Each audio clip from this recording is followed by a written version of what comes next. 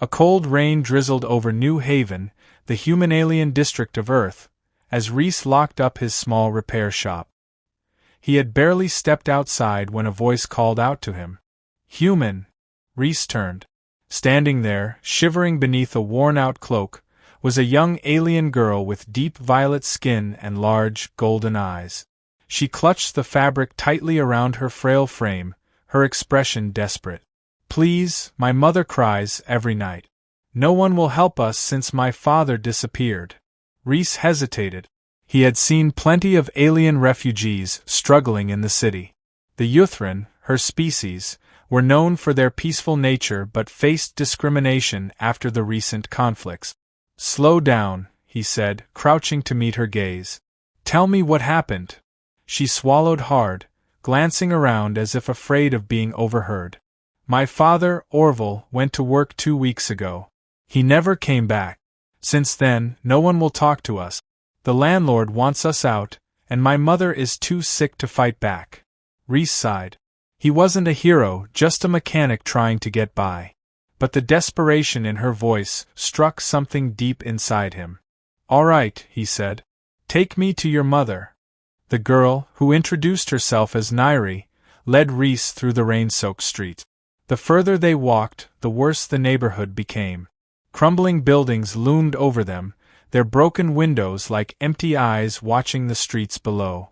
The air smelled of damp stone and rust, the city's neglect clear in every cracked sidewalk and flickering streetlight.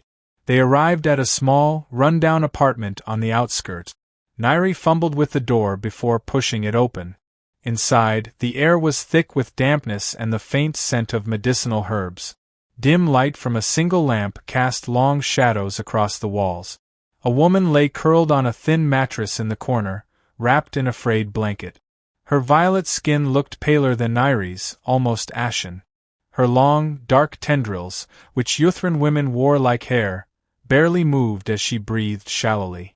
She looked up weakly at the sound of footsteps, her golden eyes dull with exhaustion. "A human?" she murmured, her voice barely above a whisper. "This is Rhys," Nairi said quickly, kneeling beside her. "He wants to help." The woman tried to sit up but winced, her frail body trembling with the effort. "I am Vena," she said, her voice stronger now, though laced with disbelief. "But, why would you help us? No one else will." Rhys stepped closer, taking in the state of the room. The cabinets in the tiny kitchen were open, revealing nearly bare shelves. A few wilted vegetables sat in a bowl on the table, next to a half-empty bottle of water. The place wasn't just small, it was suffocating. A home that had once been filled with love, now sinking under the weight of fear and loss. "I fix things," Rhys said finally, kneeling beside her. "Maybe I can fix this too." Vena's golden eyes flickered with something. Hope, perhaps, though she quickly tried to suppress it. "My mate, Orville, was a cargo handler," she explained. "He went to work one morning and never returned. I begged for answers. The authorities ignored me. And now," she exhaled shakily, "now they want us gone." Her fingers trembled as she reached for Nairi's hand, squeezing it tightly. It wasn't just fear. It was exhaustion, the kind that crushed a person's spirit.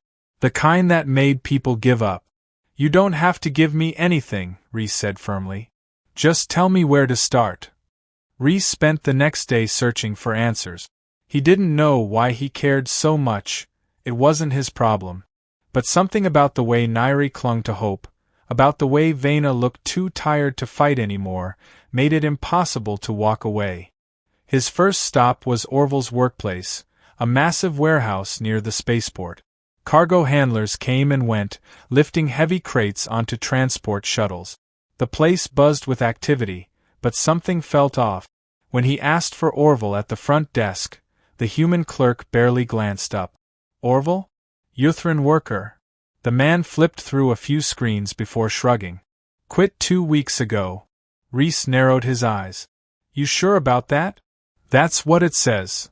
The clerk leaned back in his chair, tapping at the desk impatiently. "Look, if he ran off, that's not our problem." Rhys didn't buy it.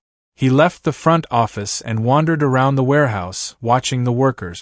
Most were human, but a handful of aliens toiled in silence, their eyes downcast, their movements stiff. Something wasn't right. He spotted a Yuthran man stacking crates and approached him. "Hey. You know Orville?"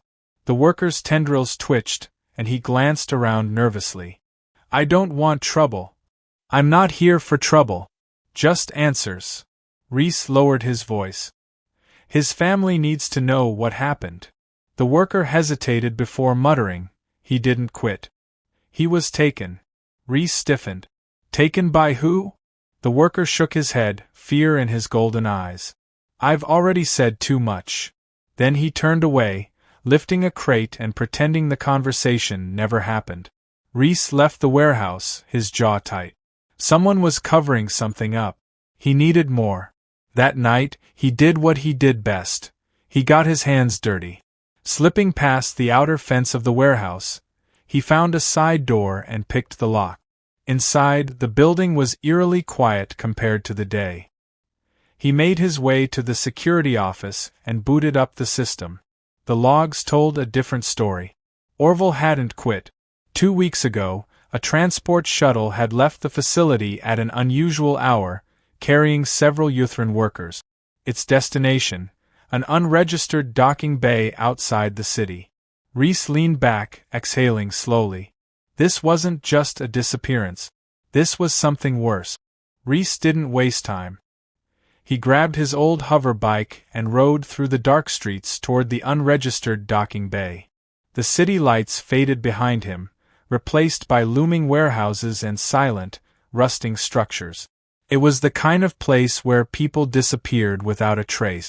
He killed the engine a few blocks away and moved in on foot, staying low. The docking bay was active, despite the late hour. A few heavily armed guards patrolled near a large freighter, its cargo hold wide open. From the shadows, Reese saw them shoving several Yuthran workers inside, their wrists bound, their eyes filled with fear. Then he saw Orville. The man was barely conscious, his violet skin bruised, his clothing torn. They were moving him up the ramp, treating him like cargo. Reese felt something cold settle in his gut. This wasn't just some accident. Someone was running a trafficking ring, selling Yuthran laborers off-world. And they thought no one would care. They were wrong. Reese moved fast, taking out a guard with a well-placed strike to the temple. The man crumpled without a sound.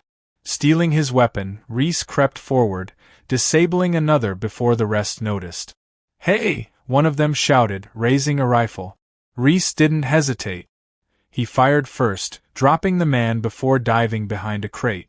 The remaining guards scrambled, but Reese had the advantage of surprise. He shot out a control panel, causing sparks to rain down as the freighter's engines whined in protest. Panic spread. The workers took their chance, pushing back against their captors. Orville, barely able to stand, was dragged away from the ship by 2 of his fellow prisoners. Reese fought his way to them, covering their escape with short, controlled bursts of gunfire. "Come on!" he shouted, grabbing Orville's arm. The man groaned but managed to stay on his feet. Together, they stumbled out of the docking bay just as sirens wailed in the distance. Someone must have called the authorities. Reese didn't stick around to see what happened next. He loaded Orville onto his hover bike and sped back to the city. By the time they reached the tiny apartment, Vena was standing at the door, her frail body trembling.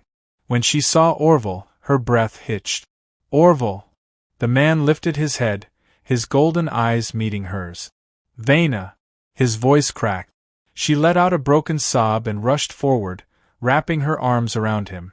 Nairi ran to them, crying as she pressed herself against her father. Reese stepped back, watching the family reunite. Something warm settled in his chest. He had done a lot of things in his life, some good, some bad. But this felt right. Orville turned to him, eyes filled with gratitude. "I don't know how to thank you," Reese smirked. "Just don't get kidnapped again."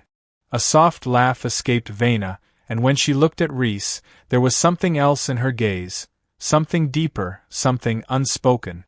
He held her eyes for a moment before glancing away, rubbing the back of his neck. "You should rest," he muttered. "You all have a lot to catch up on." As he turned to leave, a gentle hand caught his wrist. He looked down to see Vena staring up at him, her fingers warm against his skin. "You could stay," she whispered. "At least for a while." Rhys hesitated. The city had always felt empty, like it was missing something he could never quite find. But here, in this small, broken home, something felt different. Maybe, just maybe, he had finally found a place worth staying for. Smirking, he nodded. "Yeah, I think I will."